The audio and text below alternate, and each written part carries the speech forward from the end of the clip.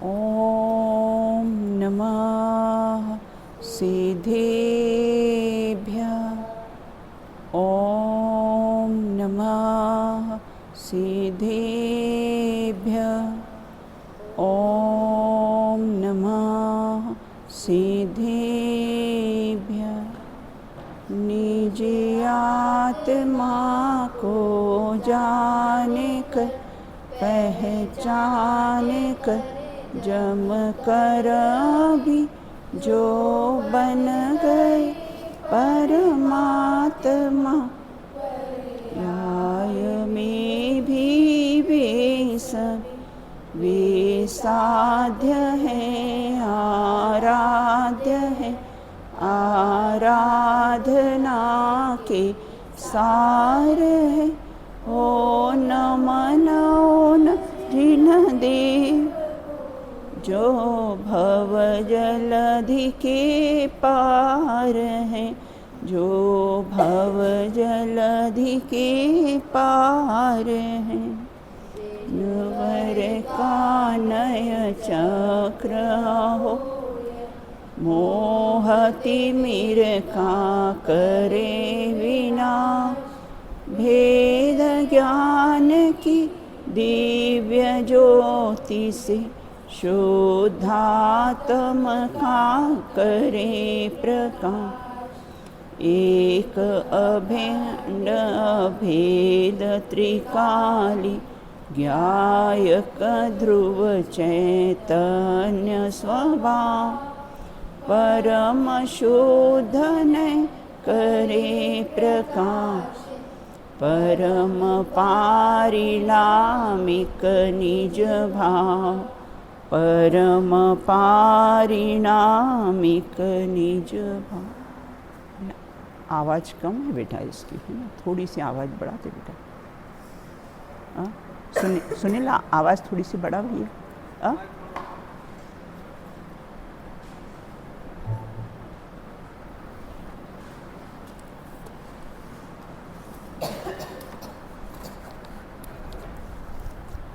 अपनी चर्चा यहाँ पर नए रहस्य ग्रंथ के माध्यम से व्यवहार ने के भेद प्रभेदों पर अपने चर्चा प्रारंभ की थी। पूर्व में हमने देखा था कि यहाँ पर कैसी है लौकिक व्यवस्था, लौकिक विश्व व्यवस्था और अलौकिक विश्व व्यवस्था ना किसे कहते हैं। लौकिक विश्व संप्रभुता संपन्न अनेक देशों का समुदाय है। हाँ, तो लौकिक विश्व व्यवस्था और अलौकिक विश्व व्यवस्था किसे कहते हैं। पॉइंट्स काफ़ी सारे हैं, 2-3 पॉइंट्स पे ही अपन चर्चा करेंगे, फिर अपन विषय को आगे बढ़ाएंगे। हाँ बताइए अस्ति।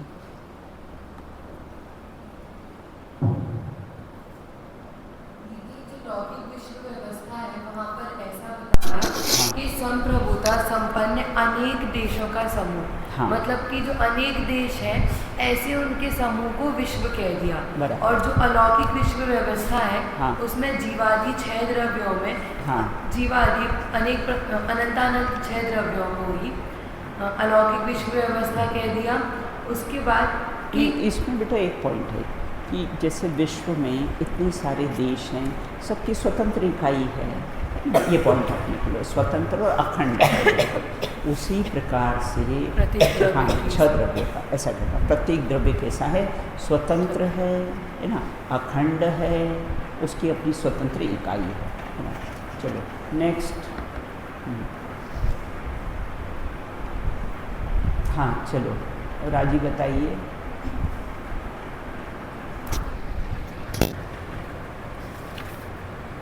फिर इसमें बताया कि जैसे जो देश की व्यवस्था के लिए हम गृह मंत्री आदि रखते हैं, हाँ, और मतलब देश की आंतरिक व्यवस्था के लिए हम गृह मंत्री आदि रखते हैं, हाँ, और देश की बहिरंग मतलब जो जितनी भी हैं उसके लिए हम रक्षा मंत्री रखते हैं या फिर विदेश मंत्री रखते हैं। वो होते देश के हैं लेकिन वो बाहर से हमारी रक्षा करते हैं। हाँ। इसी प्रकार घटित किया है कि सद्गुण व्यवहार में है, हाँ, वह द्रव्य की आंतरिक व्यवस्था करता है, हाँ, अंतरंग में करता है, हाँ, और जो असद्गुण व्यवहार में है, हाँ, वह अन्य द्रव्यों के साथ जो निगरानी है, मतलब अन्य द्रव्यों के स्थापित करता है हाँ, तो असद्भुत व्यवहार न्याय। हाँ, और इसमें भी ये जो विभाग है जैसे गृह मंत्री आदि और रक्षा मंत्री, इस विभाग के अंदर भी उप मंत्री होते हैं और राज्य मंत्री होते हैं। तो इसी प्रकार जो सद्भुत और असद्भुत है इसके अंदर भी दो प्रकार से है, उपचरित और अनुचरित। अनुचरित, बहुत अच्छा है, बिल्कुल। चलो हाँ, अदिति बताइए। लौकिक व्यवस्था में आता है कि जिस प्रकार जो भारत के सभी लोग हैं उसे भारतीय कहा जाता है, तो इस चीज में ज़्यादा बल दिया जाता है। हाँ हाँ। और उनके प्रांत या फिर उनकी क्या भाषा है इस चीज पे कम बल दिया जाता है। हाँ। उसी प्रकार अलौकिक व्यवस्था में कहा जाता है कि जो आत्मानुभूति की दृष्टि है कि द्रव्य अभेद स्वभाव वाला है, उस पर ज़्यादा जोर दिया जाता है। हाँ। उसे भूतार्थ कहा जाता है। हाँ। और जो अभूतार्थ और असत्यार्थ है उसे ये कहा जाता है। क्या कहा जाता है? ये कहा जाता है। हाँ, बता। तो इस प्रकार आपको समझ में आ गया। काफ़ी सारे पॉइंट्स हैं, हमने 2-3 पॉइंट्स पर चर्चा कर ली है यहाँ पर। अब अपन चर्चा यहाँ पर अपने प्रारंभ की थी कि व्यवहार में के चारों भेदों का उत्तरोत्तर क्या महत्व है, उसे उदाहरण से समझाइए। Page number 166। व्यवहार में के चारों भेदों का उत्तरोत्तर क्या महत्व है, उसको एक उदाहरण से समझाइए। नीचे उसका उदाहरण भी दिया हुआ है।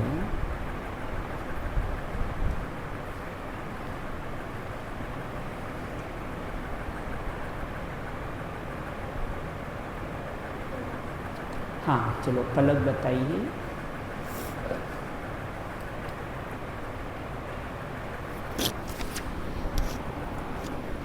दीदी यहाँ पे जैसे उदाहरण से समझाया गया है हाँ। कि जैसे किसी संस्थान के जो कार्य में जो कर्मचारी वगैरह हैं, हाँ। उनकी मुख्यतः जो 4 भागों में बांटा जाता है। हाँ। एक तो पहले उच्च अधिकारी जो होते हैं, हाँ। एक दूसरा जो सामान्य अधिकारी होते हैं, एक हाँ। लिपिक यानी अकाउंटेंट जो होते हैं, हाँ, हाँ। और भृत्य यानी कि चपरासी जो होते हैं। बराबर। तो ये सभी कर्मचारी अपनी अपनी सीमा में काम करते हैं और अपने में एक जैसा वजन नहीं, मतलब कि हर एक के लिए अलग अलग उपाधियाँ दी हैं। और ऐसा है कि कार्यालय के चपरासी से पूछे बिना हम भीतर नहीं जा सकते हैं।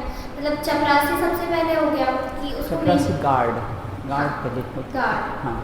फिर अधिकारी से नहीं मिल सकते हैं, अतः उसका भी एक अपना वजन है, परंतु उसे क्लर्क की बात माननी पड़ती है। हाँ। क्लर्क उसे आदेश दे सकता है, परंतु एक क्लर्क को आदेश नहीं दे सकता है।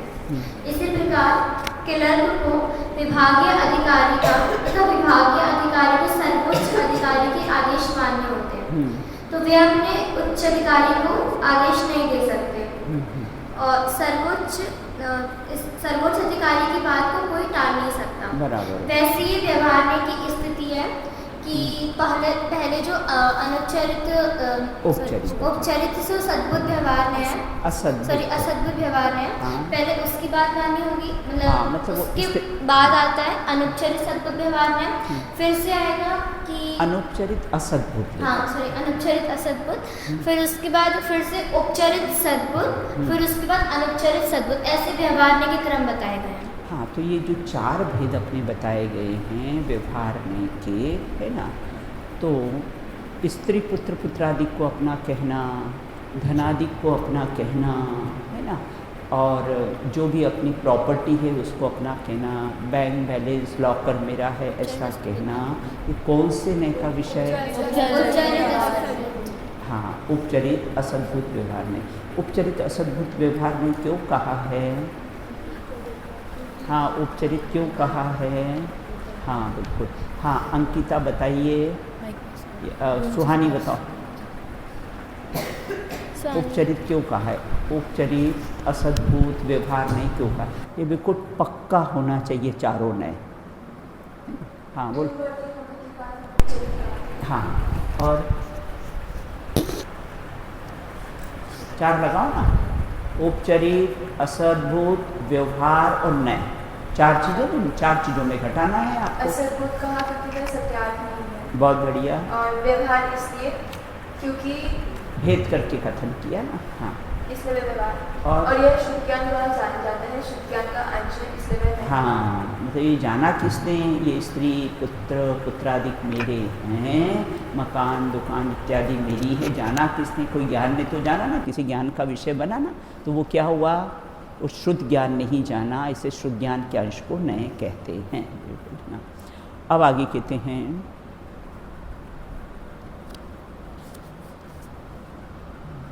भरत जी को अंतर्मुहूर्त में ही केवल ज्ञान हो गया था। कौन से नए का विषय है, भरत जी को अंतर्मुहूर्त में ही केवल ज्ञान की प्राप्ति हो गई थी, सद्भूत व्यवहार नहीं, बिल्कुल है ना। और जीव रागादि का करता है, मत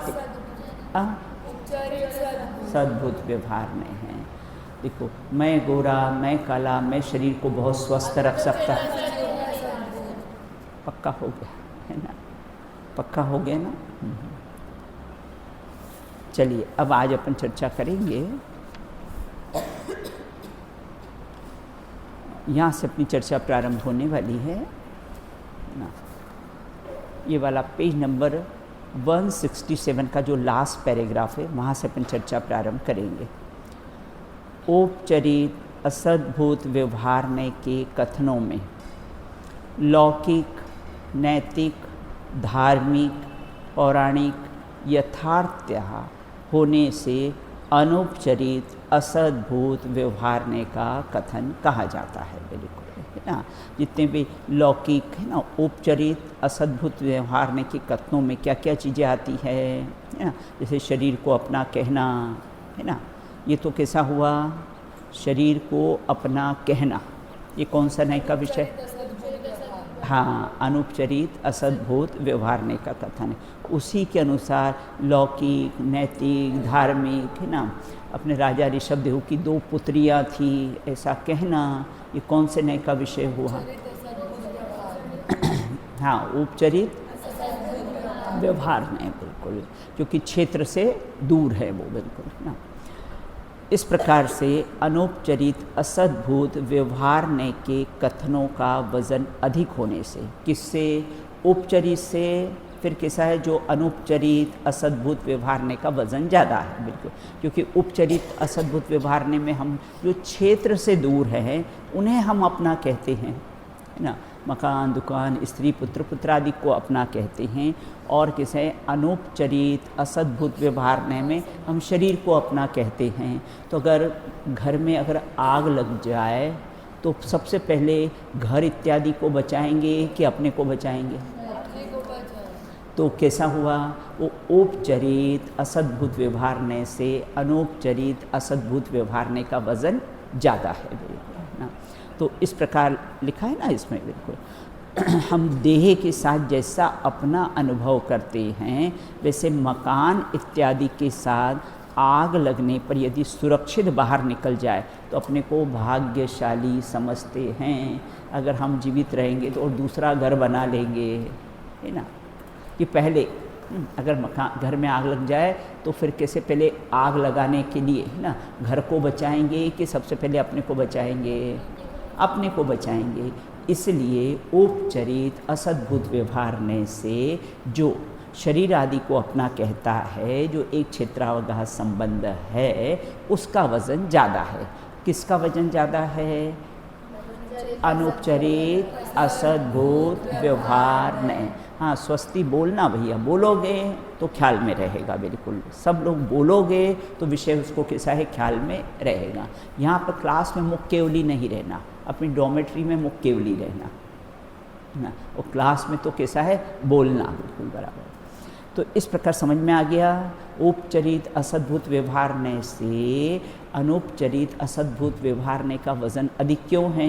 एक तो अपने उस उदाहरण से देखा था कि अगर यहाँ कुछ हो तो बोले ट्रस्टी का वज़न सबसे ज़्यादा है, ट्रस्टी ने जो निर्णय ले लिया सो फाइनल, उनका महत्व है। लेकिन गेट के अंदर कोई आए नहीं तो उसके लिए महत्व किसका है, बोले वॉचमैन का, उसका भी अपना महत्व है, लेकिन कितना महत्व है, बस कि गेट से अंदर नहीं किसी को आने देना, बस उतना महत्व है उसका, बिल्कुल।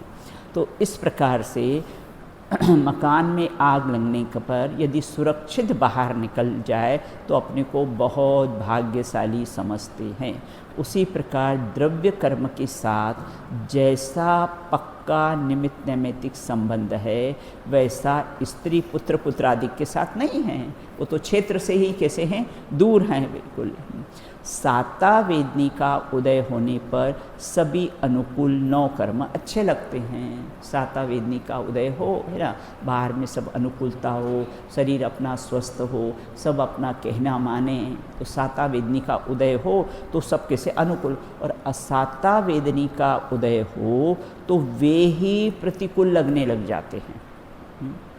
ये शरीर अपने को साता वेदनी के स्वस्थ हो तो बहुत अच्छा लगता है, और शरीर अस्वस्थ हो तो वही कैसा है, बुरा लगने लग जाता है। असाता का उदय से ये शरीर में रोगादिक आ जाते हैं तो कैसा है, वही हमको कैसे। और यहाँ तक वृद्ध, अब तो भगवान उठा ले, अब तो भगवान उठा ले, अब सहन नहीं होता है। तो भगवान का यही काम है, उठाना और धरना, और कोई दूसरा डिपार्टमेंट है कि नहीं उनको। हाँ, सबको लाना संसार में और सबको संसार से उठा लेना, यही अनिमा डिपार्टमेंट है उनका, और कोई डिपार्टमेंट है उनका, है ना। तो इस प्रकार यहाँ ये कहते हैं कि असाता वेदनी का उदय होने से वही कैसे हैं, 9 कर्म कैसे हैं, प्रतिकूल लगने लग जाते हैं। कहा भी है, उन्होंने एक उदाहरण दिया है। जल से गले रवि से जलता, कमल जग छुट जाने से, मित्र अरि हो जाए जगत में, अशुभ कर्म के आने से।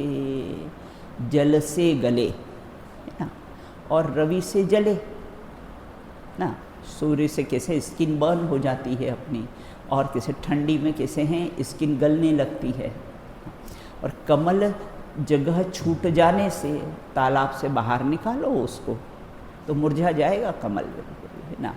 उसी प्रकार से यहाँ कहते जब अशुभ कर्म का उदय आ जाता है तो अपने मित्र भी शत्रु बन जाते हैं, है ना। और जगत भी अपना जगत कैसा है, पराया बन जाता है। वो कहते हैं ना, अगर आपके पास पैसा हो ना तो आपके रिश्तेदार आपके आसपास मक्खी की तरह भिन बनाएंगे, और आपके वहाँ पैसा चला जाएगा ना, आप कौन पहचानते ही नहीं हम। तो इस प्रकार यहाँ ये कहते हैं कि मित्र अरि हो जाए जगत में, अशुभ कर्म के आने से। बिल्कुल ना, एक व्यक्ति था, मूंगफली का ठेला लगाता था, जैन था बेचारा, वो सबको जय जिनेंद्र कहता था। देखिए कोई उसके जय जिनेंद्र का जवाब ही नहीं दे, क्योंकि मूंगफली का ठेला लगाता था। अब धीरे धीरे उसका व्यापार बहुत बढ़ गया ना, ठेला लगाने के बाद वो इतना उसका व्यापार बढ़ गया कि उसने मूंगफली के गोडाउन उसके हो गए, बहुत पैसा हो गया। अब सब लोग उसको जय जिनेंद्र कहे, तो वो बोले कह दूंगा। क्या कहे, स्वस्ति जय जिनेंद्र का जवाब जय जिनेंद्र से देना चाहिए ना, कि कह दूंगा ऐसा कहना चाहिए। एक दिन एक व्यक्ति ने उससे पूछ लिया कि भैया हम आपको जय जिनेंद्र कहते हैं, तो आप जय जिनेंद्र का जवाब जय जिनेंद्र से क्यों नहीं देते, आप क्या कहते हो, कह दूंगा। तो बोले देखो पहले मेरे पास पैसा नहीं था तो मैं सबको जय जिनेंद्र करता था, है ना, कोई मेरे जय जिनेंद्र का जवाब देता नहीं था, और अब मेरे पास पैसा हो गया तो सब मुझे जय जिनेंद्र कहते हैं। तो मैं अपने घर में जाके अपने तिजोरी में जो पैसे रखे ना उसको कह दूँगे फलाने व्यक्ति ने जय जिनेंद्र कहा है, क्योंकि आपने पैसे को देखकर ही जय जिनेंद्र कहा है। तो बोले मैं कह दूँगा आज फलाने व्यक्ति ने जय जिनेंद्र कहा है। उसी प्रकार से पैसा हो, अशुभ का उदय हो तो अपने मित्र भी अपने शत्रु बन जाते हैं, है ना, और अपना साता उदय हो तो सब अपने मित्र बन जाते हैं। बिल्कुल बहुत ज़्यादा किसी के झंझट में पड़ना नहीं कि ये अपना बने, इसको दूर करो, ये अपना, बिल्कुल नहीं, सहज रहो, बिल्कुल, है ना। दोस्ती हो जाए तो ठीक, नहीं हो जाए तो ठीक, बिल्कुल, है ना। दोस्ती टूट गई, अब उसका अर्थ ध्यान, तो इस प्रकार ठीक है, इतना ही सहयोग था। और कहाँ सदा कोई काल साथ में रहने वाला है, सब एक न एक दिन, अब यहाँ से जाओगे तो कोई कहाँ और कोई कहाँ। तो इस प्रकार से यहाँ ये कहते हैं, उसी प्रकार से अनुपचरित असद्भुत व्यवहारने के कथन औपचरित असद्भुत व्यवहारने के कथनों से कैसा है, और अधिक वजन देता है। औपचरित असद्भुत व्यवहारने से जो अनौपचरित असद्भुत व्यवहारने का ज़्यादा वजन होता है। अब आगे कहते हैं, देह और कर्मों के साथ आत्मा का एक क्षेत्रावगाह संबंध होने पर भी वे आत्मा के द्रव्य गुण पर्याय से अत्यंत भिन्न है। आत्मा और शरीर एक साथ में रहते हैं, बिल्कुल, है ना। जैसे दूध और पानी एक साथ रहते हैं, एक क्षेत्र में रहते हैं। अगर हमने ग्लास में दूध डाला, है ना, तो उसमें ही पानी है और उसमें दूध है, एक ही क्षेत्र में रहते, लेकिन स्वाद स्वभाव के साथ दोनों का बिल्कुल भिन्न। एक चिकनाई है और एक में रूखापन है। चिकनाई को धोने के लिए भी हम जल का प्रयोग करते हैं, है ना। तो दोनों एक साथ रहते हैं, लेकिन फिर भी दोनों का स्वभाव कैसा है, भिन्न भिन्न। उसी प्रकार से एक क्षेत्रावगाह जो औपचरित सद्भूत व्यवहारने से ना देहादि को अपना कहा जाता है ना, सॉरी, अनौपचरित असद्भूत व्यवहारने से जो देहादि को अपना कहा जाता है, लेकिन वे दोनों कैसे हैं, बिल्कुल भिन्न भिन्न हैं। देह और आत्मा एक जगह रहते हैं। श्रेया, मैंने क्या कहा, दोनों कैसे भिन्न, नारियल में घोले की तरह बिल्कुल दोनों बिल्कुल भिन्न हैं। विचार करना, ये देह है ना, और इसमें जो मैं रहता हूँ वो दोनों कैसे बिल्कुल भिन्न भिन्न हैं, बिल्कुल न्यारे न्यारे हैं, नारियल में गोले के समान। नारियल का पार्ट ऊपर का कितना कड़क होता है और अंदर का कितना सॉफ्ट होता है। दोनों एक साथ रहते हैं, लेकिन दोनों का स्वभाव भिन्न भिन्न रहता है, बिल्कुल, है ना। चलिए, तो देह और कर्मों के साथ आत्मा का एक क्षेत्रावगाह संबंध होने पर भी वे आत्मा के द्रव्य गुण पर्याय से भिन्न हैं। देह से एकत्व बुद्धि करोगे तो तीसरे समय के बाद, मरने के बाद दूसरी देह मिल जाएगी। और देह से निरंतर भेद ज्ञान करोगे, देह भिन्न है मैं भिन्न हूँ, देह भिन्न है मैं भिन्न हूँ, तो अशरीरी हो जाएंगे। कहाँ तक इस शरीर का काम करते रहेंगे राजी? हाँ, खिलाओ पिलाओ दुलाओ निलाओ कराओ, इतना काम करो और कोई काम का नहीं, चला राख बनने। 70-80 साल तक, है ना, इसकी सेवा शुश्रूषा की, इसके लिए पाप किए, इस शरीर के लिए झूठ बोलते हैं, इस शरीर के लिए बेटा है ना चोरी करते हैं, इस शरीर के लिए मायाचारी करते हैं। विचार करना कि इस देह के लिए एक भी पाप नहीं करेंगे, क्योंकि ये नहीं कहती कि मेरे लिए पाप करो, और उस पाप का परिणाम अपने को भुगतना पड़ेगा। ये देह तो राग बन जाएगी और अपने परिणाम साथ में कार्माण वर्गणाएं साथ में जाएगी और फिर अपने को उसका कैसा है फल मिलेगा, बिल्कुल ना। तो इसलिए कहते हैं कि वे आत्मा के द्रव्य गुण पर्याय से अत्यंत भिन्न हैं, इसलिए वास्तव में आत्मा उसका कर्ता भोक्ता नहीं है। किसका? देह का कर्ता भोक्ता नहीं है। अगर कर्ता भोक्ता होता तो बेटा, है ना, मोटा व्यक्ति चाहता है कि मैं पतला हो जाऊं, अनव्या चाहती कि मैं मोटी हो जाऊं, हाँ? हो सकता है क्या? अपन कर सकते तो कर लो ना, बाहर की तो बात ही छोड़ो कि हम नहीं कर सकते। अपने सबसे पहले तो देह में प्रयोग करो। हम नहीं चाहते ये पिंपल्स हो जाएं, हम नहीं चाहते ये चश्मा लगे, फिर लग जाता है ना। तो सबसे पहले तो अपने देह पे कर सकते तो वहीं प्रयोग करो, फिर बाहर से सोचना कि हम और पर पदार्थ का भी कर सकते हैं, बिल्कुल। तो इस प्रकार से इसलिए वे आत्मा उसका कर्ता भोक्ता नहीं है, परंतु राग अपन नहीं चाहते कि अब ये चेहरे पे रिंकल्स आ जाए। वृद्धावस्था में आ जाते ना रिंकल्स आ जाते हैं, बिल्कुल अपन नहीं चाहते हैं, बिल्कुल, है ना। फिर उसके लिए प्लास्टिक सर्जरी करवाओ, जो एक्ट्रेस लोग कराते हैं, बिल्कुल है ना। फिर उसके लिए उतना पैसा खर्च करो कि ये रिंकल्स नहीं हो जाएं, बिल्कुल, है ना। अभी कल मैंने एक अपनी वहीदा रहमान, अभी उसको फाल्का पुरस्कार मिला, कल ही पेपर में पढ़ा, वो काफ़ी अच्छा पुरस्कार माना जाता है, दादा साहब फाल्के पुरस्कार, ऐसा पुरस्कार उसको मिला। मैंने कल उसका फ़ोटो देखा पेपर में, एकदम ओल्ड, और उस ज़माने की बहुत अच्छे थे बिल्कुल, है ना, और अब एकदम ओल्ड, पूरे बाल सफ़ेद, सब चेहरे पे रिंकल्स। मैंने कहा देखो ये स्थिति है ये देह की बिल्कुल है। तो देह पर ही, जबकि ये लोग तो कितना पैसा खर्च करते हैं, ये कर लेना, लेकिन कैसा है ये बहुत ज़्यादा स्किन को करते ना बेटा, तो ये स्किन भी सब खराब हो जाती है। नेचुरल रहने दो इसको, कुछ छेड़ो नहीं बिल्कुल।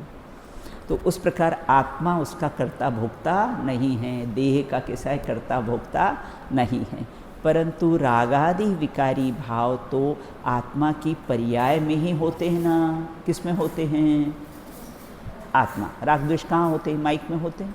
माइक में कोई बहुत अच्छा वक्ता हो, गाने वाली हो, कहाँ गई वो, बाहर बैठी है बिल्कुल तो माइक बहुत प्रसन्न हो जाएगा, है ना।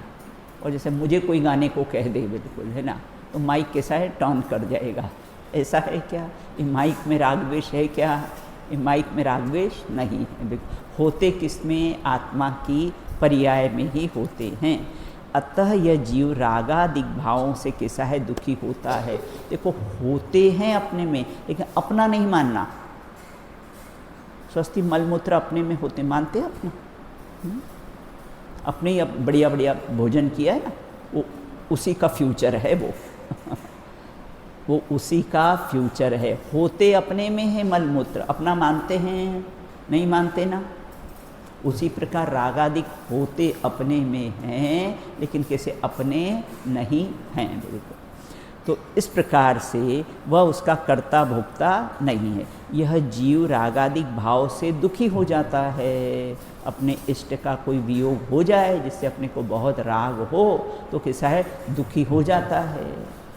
पति का वियोग हो जाए तो कैसा है, बहनें दुखी हो जाती है। अरे अनंत भाव में अनंत पति मिले हैं और अनंत पतियों का विछोह हुआ है। पहली बार कोई विछोह हुआ नहीं है, पहली बार कोई विछोह, सुकरी कुकरी न जाने सबकी पर्यायों में भैंस का पति पाड़ा सब पति हुए हैं बिल्कुल, लेकिन नियम से वियोग कैसा है, होता है बिल्कुल। जब देह मेरी नहीं तो देह से संबंधित पति मेरे कैसे हो सकते हैं बिल्कुल। तो इस प्रकार जीव रागादिक भाव से दुख का कारण वियोग हुआ बेटा वो नहीं है। क्या कहते हैं? दुख का कारण वो संयोग का, अपने इष्ट का वियोग हुआ, वो दुख का कारण। राग भाव दुख का कारण है। क्या थी? एक एक्सीडेंट हुआ है ना, मालूम पड़ा अपने पेपर पर, अरे वो ट्रेन में एक्सीडेंट, अरे वो तो हमारे मम्मी पापा जा रहे थे उसमें बिल्कुल, है ना, बहुत दुखी आकुल व्याकुल ये हुआ बिल्कुल, है ना। और आ गया कि इतने लोग किसे मृत हो गए। और जब लिस्ट पड़ी, है ना, तो उसमें लिस्ट में अपने परिजन का नाम नहीं था, तो क्या हुआ? तो दुख का कारण राग है ना बेटा। दुख का कारण क्या है? राग है कि वो मृत्यु दुख का कारण है, कि वो एक्सीडेंट दुख का कारण है। तो दुख का कारण क्या है? रागादि भाव दुख के कारण है। वो वियोग हुआ है, वो दुख का कारण नहीं है बिल्कुल। तो इस प्रकार से रागादिक भाव से दुखी होता है। धर्मादिक धनादिक के प्रति तीव्र राग पीड़ा होने पर ये जीव शारीरिक कष्टों को सहन करके भी धन प्राप्ति होने पर आनंदित होता है बिल्कुल, है ना। धनादिक प्राप्ति कितना? धन को 11वां प्राण कहा है बेटा। क्यों? धन के लिए लोगों की जान ले ले, और अपने पे कर्जा हो गया तो जान दे दे, सुसाइड कर ले। तो धन के लिए जान दे देता है और धन के लिए जान ले लेता है बिल्कुल। इसलिए धन को कैसा है, 11वां प्राण कहा है आगम में बिल्कुल। तो यहाँ कहते बहुत धनादिक से तीव्र राग से पीड़ित होने पर यह जीव, हाँ, आपके मम्मी आपके पापा जो भी जॉब करते हैं, काम करते, कितनी मेहनत से पैसा कमाते हैं, और आपको महसूस नहीं होने देते और आपकी आवश्यकताओं की पूर्ति करते हैं। कितनी दिन रात मेहनत करके कैसा है कमाई करते हैं वो, बिल्कुल ना। उनके पैसों को, एक भी पैसे को व्यर्थ नहीं जाने देना। अगर आपको अपने मम्मी पापा से सच्चा स्नेह है तो बहुत मेहनत से कैसा है, अभी चक्रवर्ती नहीं है कि सीधा मिल जाए किसी को मेहनत कर कर के कैसा है, बहुत कष्ट, भूख के प्यास के, टूर पे जाना हो तो भूख के प्यास के ट्रैवलिंग के, है ना, कितने कष्ट सहन करके कैसे है पैसा कमाया जाता है, बिल्कुल शारीरिक कष्टों करके। और फिर जब धन मिलता है तो कैसा होता है, आनंदित होता है। इतनी मेहनत से कमाता है और कैसा है, वहाँ बाग बगीचे देखने में सारा फूंक देता है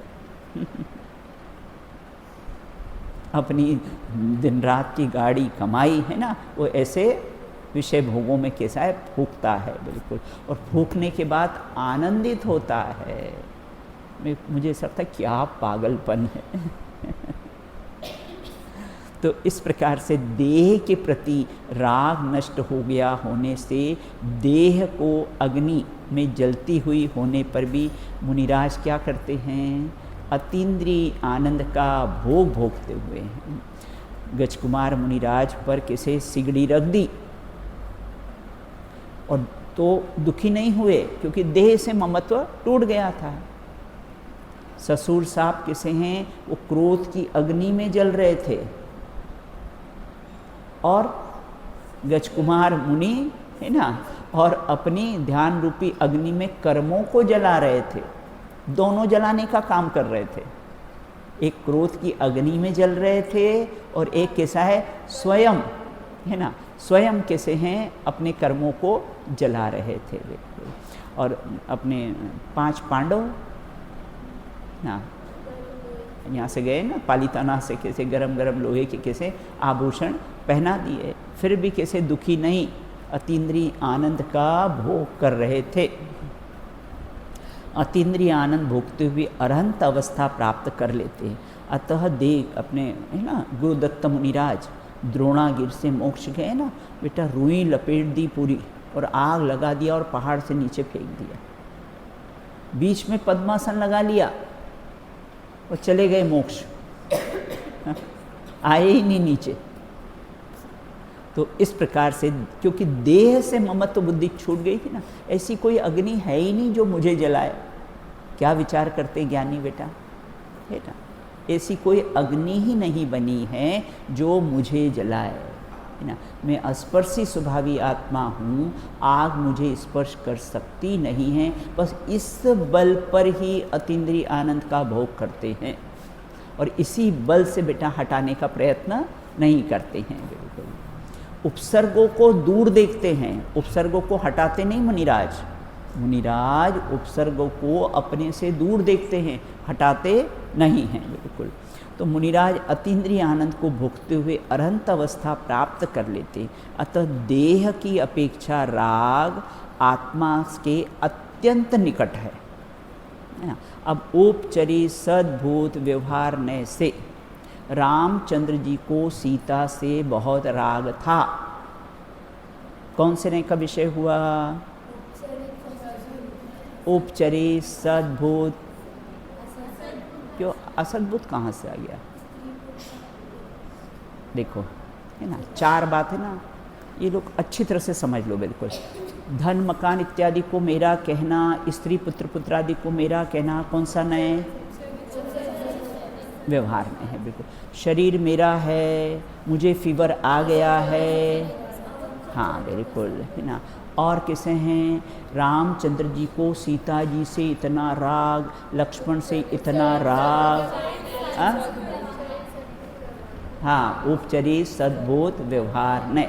और किसे छायिक भाव केवल ज्ञान आदि को अपना के, हाँ बिल्कुल है ना। यहाँ ये कहते हैं रागा, हाँ औपचरित सद्भूत व्यवहार ने का उदाहरण क्या है, दोनों तरफ से मैं लूँगी। बिल्कुल औपचरित सद्भूत व्यवहार ने किसे कहते हैं, दोनों तरफ से अपने को देखना है ना, पक्का करना है ये 4 बिल्कुल। हाँ बताओ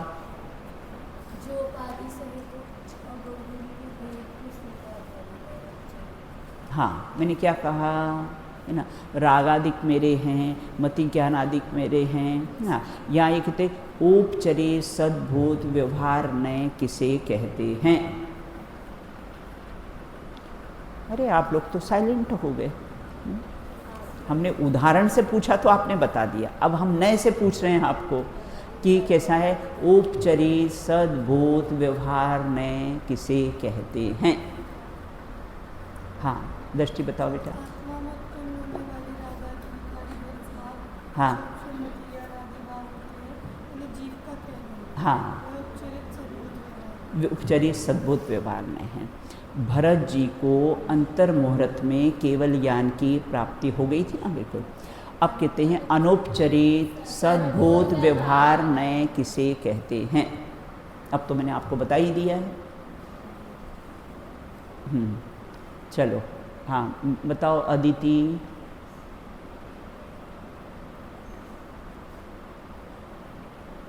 अब मैं ये चारों एक व्यक्ति से, एक बालिका से पूछूंगी। अभी अलग अलग पूछ रही हूँ ना, अब अलग है। पहले उदाहरण बताऊंगी, फिर आपको नए बताना है। पहले मैं नए बताऊंगी, फिर आपको उदाहरण बताना है ना। तो बिल्कुल पक्का करना है चारों को बिल्कुल। हाँ बोलो अदिति, बस समय होने वाला है अपना। अखंड अभेद वस्तु में उसके गुणों तथा शुद्ध पर्यायों का भेद करके कहना, उसे अनुपचरी सद्भूत व्यवहार का कथन। उदाहरण बताइए।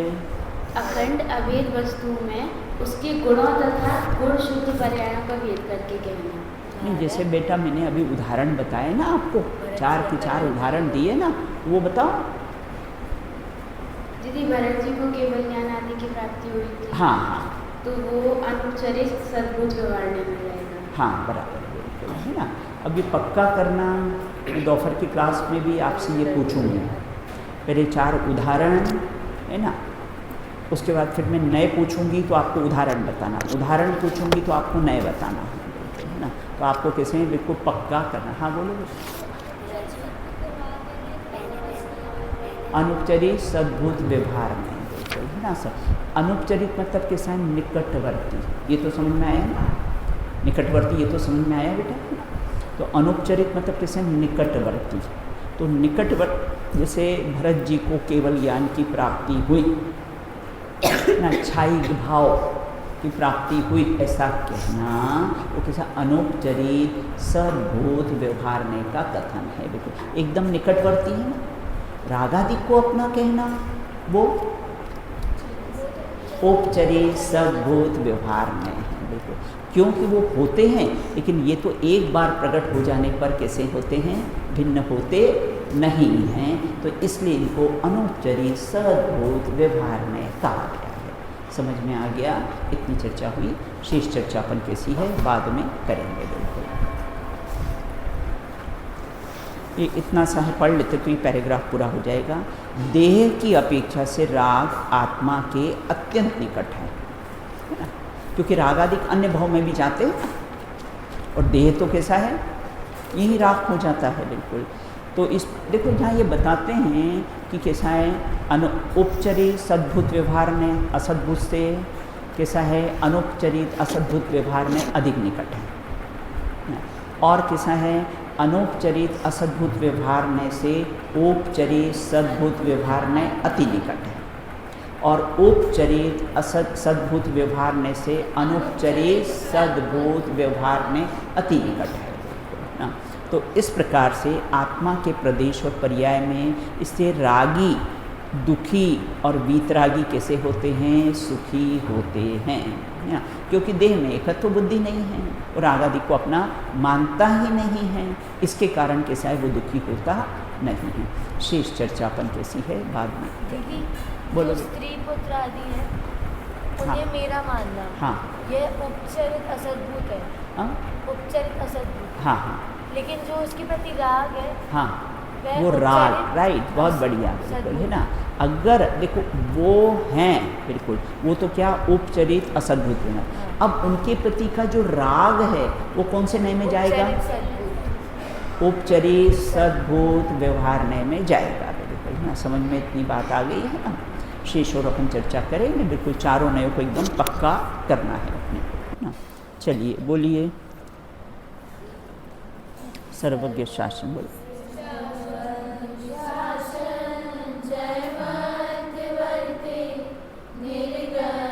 शासन जयवंत वर्ते, अरे पर की निंदा प्रशंसा स्वयं की, करते समय शक्ति बुद्धि न कोई, दुर्भाव मन में आवे कभी ना, निर्दोष सम्यक जयवंत वर्ते, गुरुवर का गौरव सदा हो हृदय में, रहे ज्ञान धारा स्वानंदकारी, जाए सब में समता की धारा, बढ़ते ही जाए स्वाराधना में, बढ़ते ही जाए स्वाराधना में।